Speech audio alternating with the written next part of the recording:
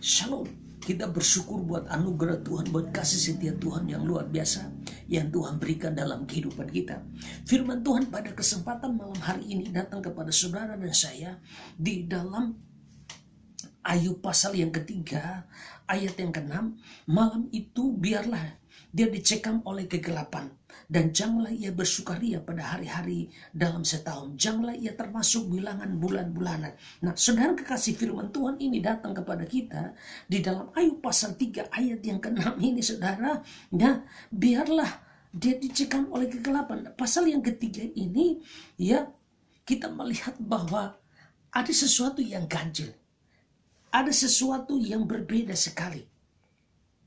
Ya, ada sesuatu yang luar biasa dihadapi oleh Ayub. Nah, biarlah dicekam oleh kegelapan. Janganlah ia bersukaria pada hari-hari dalam setahun. Nah, Ayub menghadapi kondisi yang sangat-sangat tidak enak. Saya berikan tema di sini, melawan kegelisahan. Melawan kegelisahan. Gelisah itu artinya gugup, khawatir, ketidakpastian, dalam hidup dalam kebingungan, dan hidup dalam ketidaktenangan, saudara. Tidak. Dalam kondisi hari-hari ini, mungkin ada orang tertentu yang tidak alami namanya gelisah. Namun menurut saya sangat banyak manusia di bumi ini mulai digerogoti oleh kegelisahan. Baik itu orang kaya, orang yang hidup biasa, bahkan orang hidup, apalagi orang hidupnya marginal, hidup ekonomi yang sangat susah. Karena dengan COVID-19 yang sedang pandemi hari-hari ini.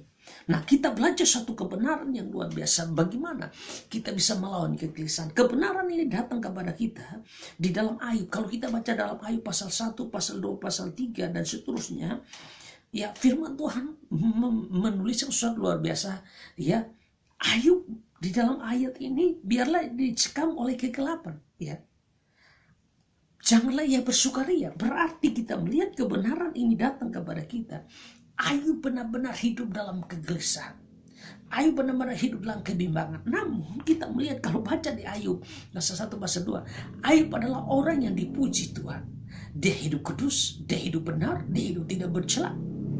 Tapi kenapa sampai dia berada dalam sekarang? Namun fakta kita pasal 3, kalimat kegelisahan itu adalah muncul dari mulut Ayub sendiri.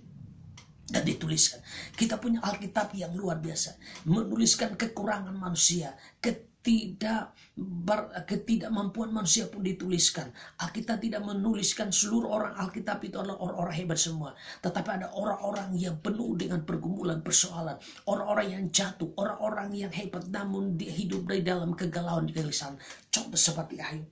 Nah, Ayub orang hidup benar. Tapi faktanya, di dalam kita melihat kebenaran ini, dia ada dalam kegelisahan, dia ada dalam ketakutan, dia ada dalam kebingungan, dia ada dalam ketidaktenangan.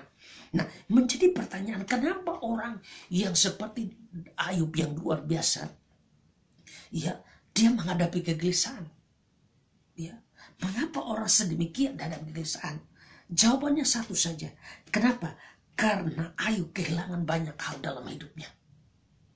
Ayub kehilangan banyak hal dalam hidupnya, yaitu 10 anaknya hilang dan seluruh kekayaannya itu hilang semua. Firman Tuhan datang kepada kita pada kesempatan pada malam hari ini.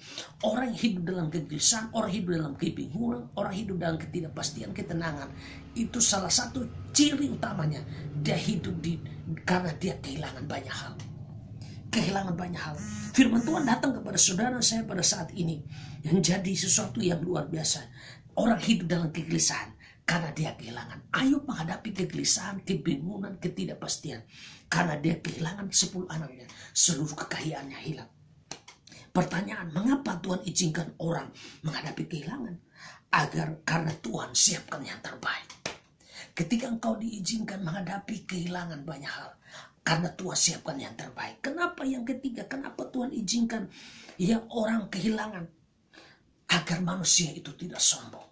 Manusia itu kembali kepada Tuhan. Manusia sadari bahwa tanpa Tuhan dia tidak ada apa-apanya. Agar manusia tidak sombong dan bergantung kepada Tuhan. Yang ketiga, kenapa Tuhan izinkan manusia kehilangan? Yang ketiga, agar manusia sadari bahwa dia itu terbatas. Firman Tuhan datang kepada saudara saya pada kesempatan malam hari ini. Mari kita bersyukur dan belajar kebenaran firman Tuhan. Nah, cara kita hadapi saat ini, kita kehilangan cara kita hadapi saat kita kehilangan dalam hidup kita. Ya, cara kita menghadapi saat kita kehilangan dalam hidup kita. Pertama, kita harus menyembah Tuhan apapun kondisinya. Di dalam Ayub pasal 1 ayat 20, maka berdirilah Ayub, lalu ia mengoyakkan jubahnya, mencukur kepalanya, kemudian sujudlah ia dan menyembah. Di dalam kondisi kehilangan yang begitu luar biasa, Ayub sujud menyembah.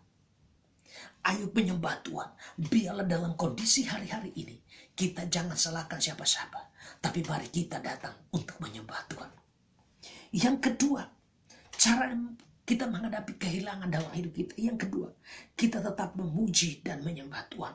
Ayub pasal 1 ayat 21 katanya, dengan telanjang aku keluar dari kandungan ibuku, dengan telanjang juga aku akan kembali ke dalamnya. Tuhan yang memberi, Tuhan yang mengambil, terpujilah nama Tuhan. Jadi dalam menghadapi kehilangan, Ayub dia tetap memuji Tuhan. Di dalam kondisi hari-hari ini firman Tuhan datang, mari kita tetap menyembah Tuhan, mari kita tetap memuji Tuhan. Bagian yang ketiga, firman Tuhan datang kepada saudara dan saya. Ya, bagian ketiga, bagaimana caranya kita menghadapi, ya, ketika menghadapi kehilangan dalam hidup kita. Yang ketiga, Ayub tidak menuduh atau menyalahkan Tuhan. Ayub pasal 1 ayat 22. Dalam kesemuanya itu Ayub tidak berbuat dosa dan tidak menuduh Allah berbuat yang kurang patut. Jadi kita melihat ketika Ayub kehilangan, Ayub tidak menuduh Tuhan. Ayub tidak menyalahkan Tuhan. Biarlah di dalam situasi hari-hari ini, pada saat kita kehilangan banyak, mungkin ada yang kehilangan pekerjaan, perusahaan yang ditutup dan sebagainya. Ada yang di PHK dan mungkin tidak dikasih pesangon atau gaji dikurangi, bahkan tidak memiliki gaji dan sebagainya. Hamba-hamba Tuhan juga menghadapi pergumulan kesulitan yang luar biasa hari-hari ini. Tapi mari kita belajar. Kita jangan menyalahkan Tuhan. Kita jangan menuduh Tuhan. Kita harus punya keyakinan yang kokoh. Tuhan punya rencana yang luar biasa atas kehidupan. Kalau kita baca terus Ayub pasal 41-42, dalam kondisi itu Ayub dipulihkan, dia diangkat Tuhan, dan kekayaannya Tuhan kembalikan. Firman Tuhan datang kepada saudara saya, mari kita datang berseru kepada Tuhan, kita tetap mengandalkan Tuhan, karena di dalam Yesus ada mujizat, ada kemenangan. Shalom. Kita melawan kegelisahan karena kita tahu bahwa dalam hidup kita ini, kita jangan sombong, ya, kita ini terbatas, ya kita kehilangan, karena Tuhan siapkan yang terbaik bagi kita. Shalom, Tuhan Yesus memberkati kita semua. Haleluya.